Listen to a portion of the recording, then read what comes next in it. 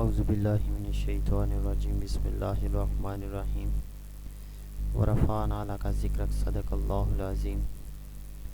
Welcome to Linux essential course lecture number 2। आज हमारा lecture number 2 है लिनक्स एसेंशियल कोर्स का। तो सबसे पहले तो हम थोड़ा सा रिकैप कर लेते हैं कि हमने पिछली क्लास में क्या पढ़ा था। सबसे पहले तो हमने यूनिक्स की थोड़ी सी हिस्ट्री पे बात की थी कि वो ओपन सोर्स था। उसके बाद उसकी डिस्ट्रीब्यूशन पे बात की थी।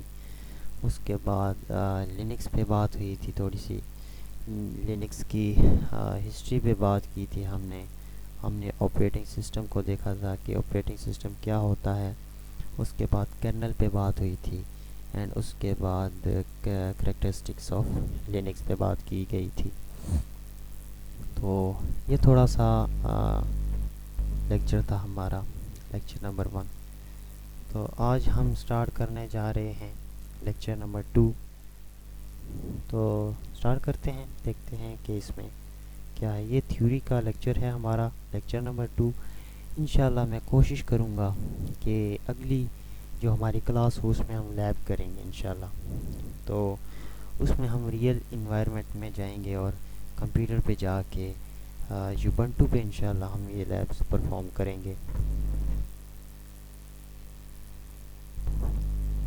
तो स्टार्ट करते हैं अपना lecture number 2।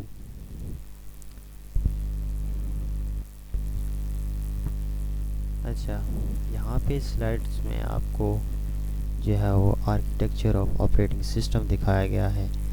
Operating system basically दो हैं हमारे पास, इनको हम पढ़ते हैं। विंडोज़ तो बहुत पॉपुलर है। इसमें दो चीज़ें होती हैं, दो हिस्सों में इसको डिवाइड किया जाता है। सबसे पहले होता है GNU।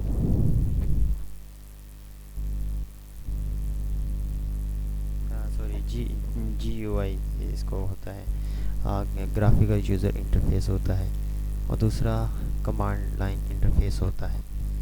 तो ये दो हिस्से होते हैं जिसमें एक विंडोज़ ऑपरेटिंग सिस्टम को डिवाइड किया जाता है। तो यहाँ पे एक हायरार्किकल शक्ल आपको दिखाई गई है। तो सबसे पहले तो हम विंडो के केस में अगर हम जाएं तो सबसे पहले क्या होता है, इसमें ये दिखाया गया है कि जब आप कंप्यूटर को कमांड देते हैं या कोई भी आप सॉफ्टवेयर ओपन करने के लिए रिक्वेस्ट करते हैं कंप्यूटर को, तो अंदर क्या रद्द-ए-अमल हो रहा होता है, कैसे जो है आपकी रिक्वेस्ट प्रोसेस करती है और कौन कौन से मराहिल से गुज़र के जो है वो आपको आउटपुट प्रोवाइड की जाती है। तो sense of Windows operating system की बात अगर हम करें तो सबसे पहले एक यूज़र है। वो यूज़र जब भी कोई भी कमांड यानी इनपुट करता है, कोई भी रिक्वेस्ट करता है, तो वो सबसे पहले शेल में जाता है। वो रिक्वेस्ट शेल में जाती है। शेल से होते हुए फिर ऑपरेटिंग सिस्टम में जाती है। ऑपरेटिंग सिस्टम के बाद फिर हार्डवेयर में जाती है। और ऑपरेटिंग सिस्टम क्या करता है, जितना भी जो भी हार्डवेयर जो रिक्वायर्ड होता है डिज़ायर्ड जो इनपुट है उसके लिए, तो ये हमारा ऑपरेटिंग सिस्टम उस हार्डवेयर को चलाता है और मतलूबा रिक्वेस्ट को प्रोसेस करवाता है। यहाँ पे एक सवाल ये है कि जी शेल क्या है। शेल को तो पहली दफ़ा हमने नाम सुना है। शेल क्या है? शेल बेसिकली जैसे हमारे विंडो में होता है ना CMD, कमांड लाइन इंटरफेस होता है, इसको हम लिनक्स में शेल कहते हैं। देखिए, विंडोज़ ऑपरेटिंग सिस्टम की अपनी लैंग्वेज है, ठीक है, और लिनक्स की अपनी लैंग्वेज है। जैसे नेटवर्किंग की अपनी लैंग्वेज है, नॉर्मल हम अपनी लैंग्वेज बोलते हैं, ठीक है। टेक्निकल लैंग्वेज और होती है, मतलब एक इंग्लिश अगर लैंग्वेज है तो इसकी कई सारी आगे डिस्ट्रीब्यूशंस भी हैं। तो ये चीज़ है। तो लिनक्स की भी अभी हम इसकी लैंग्वेज भी सीखेंगे, क्योंकि हम लिनक्स सीख रहे हैं तो हमें इसकी थोड़ी बहुत लैंग्वेज भी पता होना चाहिए कि हम कैसे बात करते हैं, हम किस चीज़ को क्या बोलेंगे, ठीक है जी। यहाँ पे CMD को जैसे कमांड लाइन इंटरफेस विंडोज़ में होता है तो शेल होता है लिनक्स में, यानी CMD भी कह सकते हैं, वो विंडोज़ में कहेंगे। ठीक है, याद रखने के लिए हमारी जो CMD होती है विंडोज़ में, उसको हम लिनक्स में शेल कहते हैं। ठीक है, मतलब ये कि जब भी यूज़र इनपुट करता है तो आपकी जो फ़र्ज़ करें आपने कीबोर्ड से कोई भी बटन प्रेस किया है, तो जब आप प्रेस करते हैं तो उसकी कमांड एक बनती है, कमांड जनरेट होती है, फिर उसके बाद वो ऑपरेटिंग सिस्टम में जाता है, फिर उसके बाद वो हार्डवेयर यूज़ हो रहा होता है। ठीक है, यूज़र जैसे ही कोई भी इनपुट करता है वो शेल में जाके वो कमांड में कन्वर्ट होता है, उसके बाद ऑपरेटिंग सिस्टम पे जाता है, ऑपरेटिंग सिस्टम रिक्वायर्ड हार्डवेयर को रिक्वेस्ट करता है, उसको प्रोसेस करने के बाद आउटपुट आपको प्रोवाइड कर रहा होता है। ठीक है जी, सेम एज अगर हम देखें जी कि लिनक्स के केस में क्या होता है कि यूज़र इनपुट करता है, शेल में जाता है, कमांड बनती है, कमांड के बाद आप क्या करते हैं, अच्छा यहाँ पे भी यूज़र है, वहाँ पे भी यूज़र है, तो इससे कन्फ्यूजन हो सकती है। तो मैं ये बता दूँ कि हमारे जो लिनक्स ऑपरेटिंग सिस्टम बनाए हुए हैं जो लेटेस्ट हैं, उनमें ग्राफिकल यूज़र इंटरफेस भी है, GUI भी है, तो इस वजह से यहाँ पे मैंने यूज़र लिखा हुआ है। तो बेसिकली हम काम क्या करते हैं, शेल पे डायरेक्ट हम काम करेंगे। शेल क्या है, CMD है, कमांड लाइन इंटरफेस, जैसे कि हम विंडोज़ में देखते हैं। तो यहाँ पे क्या होगा, शेल पे हम डायरेक्ट कमांड दे देंगे तो वो कर्नल में जाएगी, क्योंकि ये लिनक्स है तो Linux is a kernel not operating system. ठीक है, तो वो फिर आगे जाके हमारा हार्डवेयर को जो भी डिज़ायर्ड है, ठीक है जी, उसको अमल में लाएगा। तो हम क्या करेंगे, इससे एक और चीज़ साबित होती है कि लिनक्स की स्पीड भी ज़्यादा है विंडोज़ से। कैसे कि हम विंडोज़ में जाएंगे, कोई फोल्डर ओपन करेंगे, कोई फ़ाइल ओपन करेंगे, फ़ाइल ओपन करने के बाद फिर फ़र्ज़ करें ये पिक्चर को ओपन करनी है मुझे, मैं वहाँ जाऊँगा, फिर वो कमांड में तब्दील होता रहेगा, फिर सारा प्रोसेस चलेगा। यहाँ मैं क्या करूँ, मैं डायरेक्ट कमांड लिख रहा हूँ। ठीक है जी, तो इस केस में क्या होगा कि स्पीड इंक्रीज़ हो सकती है। ठीक है जी, यहाँ तक समझ आ गई आपको। समरी इस स्लाइड की मैं बता दूं कि विंडोज़ ऑपरेटिंग सिस्टम में क्या होता है, यूज़र कोई भी इनपुट करता है, वो शेल में जाती है, कमांड में तब्दील होती है, फिर उसके बाद ऑपरेटिंग सिस्टम के पास रिक्वेस्ट जाती है, फिर वो जो भी डिज़ायर्ड हार्डवेयर है हमारा, उसको रिक्वेस्ट करता है, उसको चलाता है। ठीक है जी, और हमारी रिक्वेस्ट ऐसे ही प्रोसेस होती है और हमें आउटपुट पे शो हो जाता है। अगर हम बात करें लिनक्स की, तो यहाँ पे क्या होता है, यूज़र जो है बेसिकली नहीं होता, शेल पे हम काम करते हैं। शेल पे जब हम काम करते हैं तो कर्नल में रिक्वेस्ट जाती है, कर्नल एक लाइक ऑपरेटिंग सिस्टम। ठीक है जी, वो क्या करता है, हमारे हार्डवेयर को रिक्वेस्ट करके सब कुछ चला के हमें आउटपुट कर देता है। तो इससे ये बात साबित होती है कि लिनक्स की स्पीड ज़्यादा होती है। नेक्स्ट, ओके, अब ये कुछ बातें हैं जो कि ज़हन नशीन होनी चाहिए हर ऑपरेटिंग सिस्टम पढ़ने वाले के। जो बंदा लिनक्स ऑपरेटिंग सिस्टम पढ़ता है, उस पहले मैंने बात ये की है जी कि विंडोज़ की अपनी लैंग्वेज है, लिनक्स की भी थोड़ी सी डिफरेंट है, बट सेम है, तकरीबन सेम है, कोई मुश्किल नहीं है। तो सबसे पहला पॉइंट है जी, in the case of window operating system folder is called folder, मतलब कि हम विंडोज़ में फ़ोल्डर को फोल्डर बोलते हैं। ठीक है जी, कि जिसमें बहुत सारी फाइल्स होती हैं ना, जैसे एक छोटा सा डिब्बा है, उसमें बहुत सारी फाइल्स पड़ी हैं, तो मैं उसको विंडोज़ के केस में फ़ोल्डर बोलूँगा। लेकिन अगर वही डिब्बा है लिनक्स में मैं बात कर रहा हूँ, तो मैं उसको क्या बोलूँगा, डायरेक्टरी। ठीक है, सादा फिर मैं बोल दूँ, विंडोज़ ऑपरेटिंग सिस्टम में हम फोल्डर जो होता है, जो कि हमें पता है क्या होता है, ठीक है जी, फोल्डर को फोल्डर बोलते हैं। लेकिन उसी फोल्डर को अगर हम ले आएँ जी in the sense of Linux operating system, वहाँ पे हम डायरेक्टरी बोलेंगे उसको। ठीक है, ये बात समझ आ गई। पॉइंट नंबर 2 क्या है, there are multiple uses in the operating system. ठीक है जी, यहाँ पे ये बताया जा रहा है कि किसी भी ऑपरेटिंग सिस्टम में, जैसे मैं बात करूँगा विंडोज़ ऑपरेटिंग सिस्टम की, क्योंकि हम उसको बहुत यूज़ करते हैं, हमें पता है उसका। तो ये तो हर बंदे को ही पता है कि जी एक हमारा एडमिनिस्ट्रेटर अकाउंट होता है, ठीक है, और दूसरे हम जितने चाहे बना सकते हैं, लोकल अकाउंट्स बना सकते हैं। तो एडमिनिस्ट्रेटर अकाउंट, सबसे पहले तो मैं ये बता दूं कि ये होता क्या है। जैसे फ़र्ज़ करें, एक मिसाल से समझते हैं। फ़र्ज़ करें मैं एक आईटी टीम का एडमिनिस्ट्रेटर हूँ, ठीक है। हमारे ऑफिस में एक कंप्यूटर पड़ा हुआ है, ठीक है। उस कंप्यूटर को पूरी आईटी टीम यूज़ करती है, ठीक है। और मैं ये चाहता हूँ, जो मेरा काम है, मतलब कि मैं स्विचेस को कॉन्फ़िगरेशन करता हूँ, ठीक है जी। उसके बाद मैं एडमिनिस्ट्रेटर के सारे राइट्स मेरे पास होने चाहिए। तो मैं क्या करूँगा, मैं सारी कॉन्फ़िगरेशन करूँगा और मैं दो अकाउंट्स बना लूँगा। एक मैं बनाऊँगा एडमिनिस्ट्रेटर के नाम से और दूसरे में बनाऊँगा लोकल यूज़र, लोकल अकाउंट बना दूँगा। और क्या होगा, क्योंकि मैं एडमिनिस्ट्रेटर हूँ, एडमिनिस्ट्रेटर मतलब कि मैं उस कंप्यूटर का जो मेन, जिसे कहते हैं मालिक कह सकते हैं आप, मैं वो हूँ, ठीक है जी। अब क्या होगा कि जो कंप्यूटर के मेन फीचर्स हैं वो मेरे अलावा कोई और नहीं कर सकता, उनको छेड़ नहीं सकता। कोई भी सेटिंग करनी है, दूसरा बंदा कोई भी उस पर बैठ के सेटिंग करने की कोशिश करेगा ना, तो वो एडमिनिस्ट्रेटर का पासवर्ड मांगेगा कि भाई साहब जो इस कंप्यूटर के मालिक हैं उनका ये नाम है, उनका पासवर्ड चाहिए। पासवर्ड दे दे ताकि मैं अपना काम करूँ, ठीक है जी। ये होता है एडमिनिस्ट्रेटर। तो हमारा जो विंडोज़ ऑपरेटिंग सिस्टम में एडमिनिस्ट्रेटर एक अकाउंट होता है। लेकिन अगर हम लिनक्स में चले जाए ना, तो लिनक्स में उस एडमिनिस्ट्रेटर अकाउंट को रूट यूज़र कहते हैं।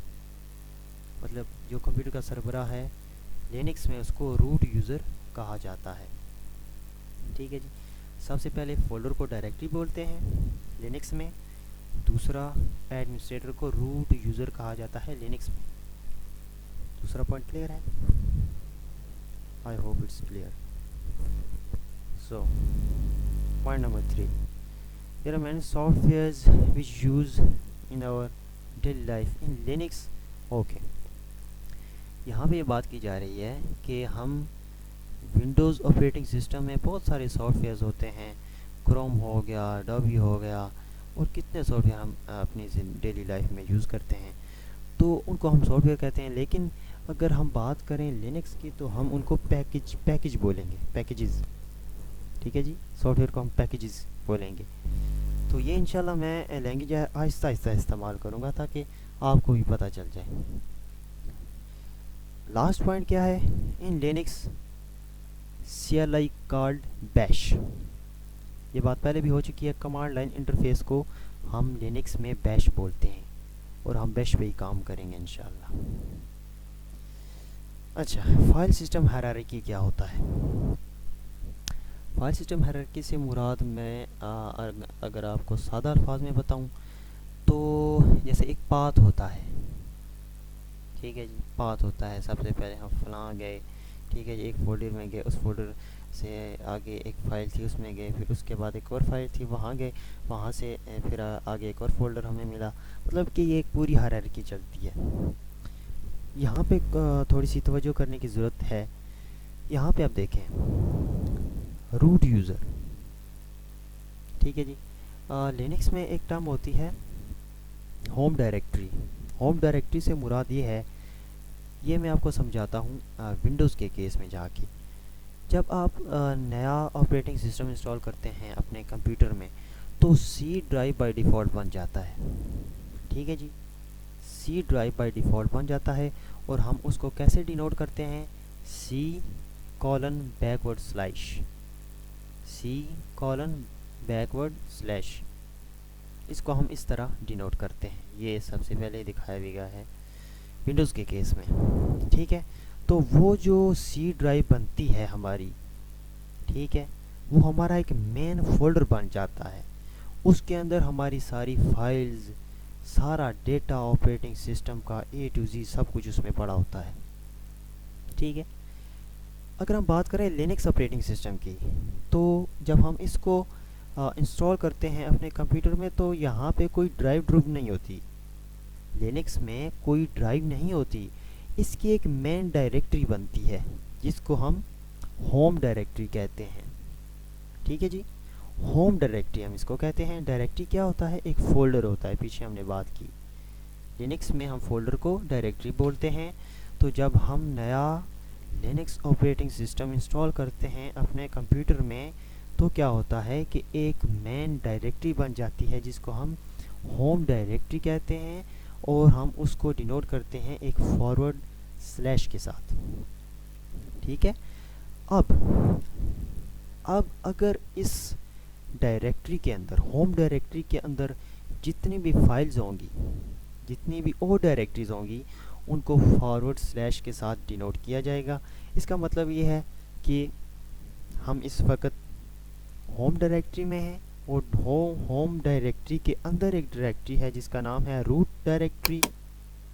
ठीक है, तो हम इसमें हैं। ठीक है जी, यहाँ तक बात समझ आ गई आपको? अच्छा, यहाँ पे एक और बात मैं आपको बता दूँ। लिनक्स के केस में सबसे ऊपर अगर हम देखें तो एक फॉरवर्ड स्लैश है, उसके नीचे एक हायरार्किकल शक्ल बनी हुई है जिसमें स्लैश रूट लिखा हुआ है, स्लैश होम लिखा हुआ है, स्लैश बूट लिखा हुआ है, स्लैश etc लिखा हुआ है। तो यहाँ पे मैं बात करूँ, यहाँ पे दो चीज़ें मैं समझाना चाहता हूँ कि यहाँ पे लिखा हुआ है जी forward slash root and forward slash home. ये दो चीज़ें क्या हैं? जैसे कि पहले मैंने बात की, एक रूट यूज़र होता है हमारे लिनक्स ऑपरेटिंग सिस्टम का। तो अगर फ़र्ज़ करें हमने लिनक्स ऑपरेटिंग सिस्टम हम लोग चला रहे हैं और हमने दो यूज़र बनाए हुए हैं, एक एडमिनिस्ट्रेटर है, रूट यूज़र है, और दूसरा हमारा लोकल अकाउंट बना हुआ है, लोकल यूज़र के लिए हमने रखा हुआ है। तो क्या होगा अगर हम जब लॉगिन होते हैं, तो अगर हम रूट यूज़र से लॉगिन हो जाते हैं तो हम सीधा स्लैश रूट की डायरेक्टरी में पहुंच जाएंगे। ठीक है जी, जब हम रूट यूज़र से लॉगिन होते हैं तो हम स्लैश रूट में की डायरेक्टरी में चले जाएंगे। अगर हम लोकल यूज़र के अकाउंट से लॉगिन होते हैं तो हम स्लैश होम की डायरेक्टरी में चले जाएंगे। ठीक है जी, और जो लोकल अकाउंट होता है वो कंप्यूटर की कॉन्फ़िगरेशंस नहीं कर सकता। वो क्या कर सकता है? कंप्यूटर के अंदर मौजूद डाटा को देख सकता है, रीड कर सकता है, लेकिन वो उसको कॉन्फ़िगर या उसमें कोई आइट्रेशंस नहीं कर सकता। ठीक है, उसके लिए आपको रूट का जो पासवर्ड है, जो रूट की क्रेडेंशियल्स हैं, वो आपको पता होनी चाहिए। ठीक है जी, ये छोटा सा पॉइंट था। अगली स्लाइड क्या है देखते हैं। File system hierarchical and directories. इस स्लाइड में मैंने आपको जो है वो कुछ मेन डायरेक्टरीज जो हैं उनके बारे में बताने की कोशिश की है, और ये ज़रूरी भी हैं। ये सारी तो नहीं है, ये कुछ हैं, थोड़ी हैं, ये आपको और भी सीखनी पड़ेंगी, लेकिन फ़िलहाल एसेंशियल्स कोर्स है तो हमें यही ज़रूरत होगी आगे लैब्स में। ठीक है, तो बाकी इंशाल्लाह जब आप ये सीख लेंगे तो आगे आप खुद सीख जाएंगे, इतना वो कोई मसला नहीं है इंशाल्लाह। ये एसेंशियल्स कोर्स है, बिगनर्स कोर्स है ये, तो इसके बाद हम प्रोफेशनल्स की तरफ इंशाल्लाह जाएंगे, लेकिन हमें फ़िलहाल बेस पता होनी चाहिए। ठीक है।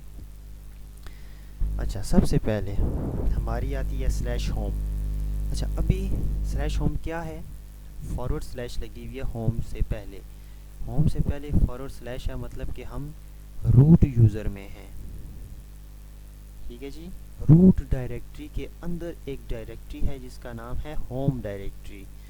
तो स्लैश होम से इसको जो है वो डिनोट किया गया है। अच्छा, इसके अंदर क्या होता है? Home directory for other users. ठीक है, होम डायरेक्टरी जो होती है ये अदर यूज़र्स के लिए होती है। इसके अंदर वो डाटा होता है जो लोकल यूज़र इस्तेमाल करता है। ठीक है, इसी तरह नीचे है जी स्लैश रूट। पहले मैंने बात की, रूट वो डायरेक्टरी है कि जब आप रूट यूज़र से लॉगिन होते हैं तो आप सीधे डायरेक्ट रूट की डायरेक्टरी में आ जाते हैं, और इसमें जो भी फाइल्स होंगी, जो भी कमांड्स होंगी, वो सारी रूट यूज़र की होंगी। मतलब कि इसके ज़रिए से हम कंप्यूटर में आइटेशंस कर सकते हैं, कॉन्फ़िगरेशंस कर सकते हैं। उसके बाद एक और डायरेक्टरी है, रूट डायरेक्टरी के अंदर एक और डायरेक्टरी है //boot। इसमें बूट से मतलब नाम से ही ज़ाहिर है कि इट कंटेन्स बूटेबल फाइल्स। अब बूट क्या होता है? जैसे कि सुना होगा आपने जी, कंप्यूटर बूट कर रहा है, कंप्यूटर के बूट में ये मसला है, कंप्यूटर के बूट में वो मसला है। तो बूट मैं बता दूं क्या होता है। कि जब आप कंप्यूटर को ऑन करते हैं, बटन प्रेस करते हैं, कंप्यूटर का पावर बटन जब आप प्रेस करते हैं तो कंप्यूटर कुछ टाइम कुछ थोड़ा बहुत टाइम लेता है। तो कंप्यूटर जो है वो थोड़ी सी लोडिंग करता है, ठीक है जी। उसके बाद विंडोज़ का जो सिंबल होता है, जो लोगो होता है, वो शो होता है। उसके बाद फिर आपको स्क्रीन शो हो रही होती है। तो इतने टाइम के दौरानिया में क्या होता है कि कंप्यूटर अपनी जितनी भी फाइल ज़रूरत होती हैं उनको कलेक्ट करता है, ठीक है जी, उनको मैनेज करता है। उसके बाद जितना भी हार्डवेयर उसको चाहिए होता है उस हार्डवेयर को जो है वो रिक्वेस्ट करता है, उसको ऑन करता है। तो ये सारा प्रोसेस जितनी देर में होता है तो हम कहते हैं जी ये कंप्यूटर बूट कर रहा है जी, ये कंप्यूटर बूट हो रहा है। तो इसमें क्या होता है कि तमाम किस्म की कॉन्फ़िगरेशन होती है। अगर कोई भी पार्ट कंप्यूटर का फेल हो जाता है तो वो हमें एसएमएस शो कर देता है, एक डायलॉग बॉक्स शो कर देगा, एसएमएस हमें मिल जाता है। तो ये सारा जो अमल होता है ये हमारा बूट के अंदर होता है, बूट प्रोसेस के अंदर होता है, ठीक है जी। दोबारा मैं बता दूं, बूट क्या होता है। बूट एक छोटा सा प्रोसेस होता है। जब हम कंप्यूटर को ऑन करते हैं तो उस दौरानिया में क्या होता है कि कंप्यूटर अपनी फाइल्स को जो है वो कलेक्ट करता है, जो जो हार्डवेयर चाहिए होता है उसको जो है वो एक्टिव करता है, और तमाम किस्म के जो हमारे रिसोर्सेज हैं उनको चेक करता है, ठीक है। अगर कोई एरर आता है, कोई कमी होती है, वो हमें बता देता है जी कि ये मसला है, ये मसला है। तो ये जो सारा प्रोसेस होता है इसको हम बूट कहते हैं। और ये जो सारी फाइल्स होती हैं, ठीक है, ये सारी फाइल्स लिनक्स में, ठीक है, /boot की एक डायरेक्टरी है उसमें पड़ी होती हैं। तो ये कुछ फाइल्स जो होती हैं ये हिडन भी होती हैं। वो इस वजह से रखी जाती हैं जी कि कहीं गलती से कभी कभार इंसान से गलती भी हो सकती है, वो डिलीट ना हो जाए। अगर ये फाइल्स डिलीट हो जाती हैं तो क्या होता है जी कि हमारा ऑपरेटिंग सिस्टम सही तरीके से प्रोसेस नहीं करता है। कुछ फाइल्स ही अगर हम उसमें डिलीट कर देंगे तो ऑपरेटिंग सिस्टम एरर्स प्रोवाइड करता है। उसके बाद एक और डायरेक्टरी है रूट डायरेक्टरी के अंदर, एक और डायरेक्टरी है /etc। इसमें क्या होता है, इसमें ऑल जो कॉन्फ़िगरेशंस है ना, हमारे कंप्यूटर की तमाम किस्म की जो कॉन्फ़िगरेशंस है वो इस डायरेक्टरी के अंदर होती हैं। डायरेक्टरी क्या होती है? फोल्डर होता है लिनक्स के अंदर, याद रखिएगा। उसके बाद USR आ गई, //usr। It contains softwares that installed in Linux by default। अच्छा, इस डायरेक्टरी का मकसद क्या है? जब आप लिनक्स में कोई भी सॉफ्टवेयर इंस्टॉल करते हैं तो वो बाय डिफ़ॉल्ट इस डायरेक्टरी में आता है, ठीक है जी। अगर हम कोई भी सॉफ्टवेयर इंस्टॉल कर देते हैं तो हम उसकी फाइल्स को देखना चाहते हैं, हम देखना चाहते हैं कहाँ पे वो इंस्टॉल है, तो वो USR की डायरेक्टरी में इंस्टॉल होता है। नेक्स्ट है जी /bin। It contains command for all users. मतलब कि बिन एक ऐसी मतलब अच्छा, बिन की फुल फॉर्म है बाइनरी, ठीक है। तो तमाम किस्म की जितने भी आपने यूजर्स बनाए हुए हैं, ठीक है, वो सब की जो कमांड्स होंगी वो बिन में होगी, ठीक है। इसी तरह एक और हमारे पास डायरेक्टरी आती है SBin की, system binary. It contains command only used for root user, ठीक है। मतलब कि इसमें सिस्टम बाइनरी में जो एक डायरेक्टरी है इसके अंदर जो भी कमांड्स होंगी वो सारी रूट यूज़र के लिए होंगी। मतलब कि रूट यूज़र उनको इस्तेमाल कर सकता है, बाकी जो बिन वाले यूज़र हैं वो उसको इस्तेमाल नहीं कर सकते। हाँ, हालांकि बिन के अंदर जो भी कमांड है वो रूट यूज़र इस्तेमाल कर सकता है, क्योंकि वो रूट है, वो एडमिनिस्ट्रेटर है, ठीक है। वो हर किस्म की कमांड को इस्तेमाल कर सकता है। तो यहाँ पे एक और बात बता दूँ, कभी कभार कमांड्स काम नहीं भी करती है ना, तो इंस्टॉल नहीं होती, ठीक है। हम देखेंगे कि कमांड को कैसे इंस्टॉल करना है, ठीक है। उसके बाद है जी /opt, ठीक है जी। ऊपर हमने पढ़ा USR को। इसमें क्या होता था जी कि जो भी हम सॉफ्टवेयर इंस्टॉल करते हैं बाय डिफ़ॉल्ट उसमें चला जाता है। OPT से मुराद क्या है जी कि ऑप्शनल है, अगर हम चाहें तो इसमें भी हम अपने सॉफ्टवेयर्स को इंस्टॉल करके रख सकते हैं, ठीक है जी। ये बेसिक्स हमारी डायरेक्टरी थी जो कि रूट यूज़र में, रूट डायरेक्टरी में होती हैं, ठीक है जी, रूट डायरेक्टरी में होती हैं, ठीक है। और इसके बाद इंशाल्लाह हम इनको जो है वो इनके अंदर कौन कौन सी फाइल्स हैं, ठीक है, और इनमें सॉफ्टवेयर जैसे हमने देखा जी कि USR में सॉफ्टवेयर होता है, तो हम देखेंगे जी कि इसमें कौन कौन से सॉफ्टवेयर्स पड़े हुए हैं। ETC है, हैविंग ऑल कॉन्फ़िगरेशंस हम देखेंगे, और इसी तरह जितनी भी डायरेक्टरीज़ हैं हम इनको इंशाल्लाह थोड़ा बहुत विज़िट करेंगे।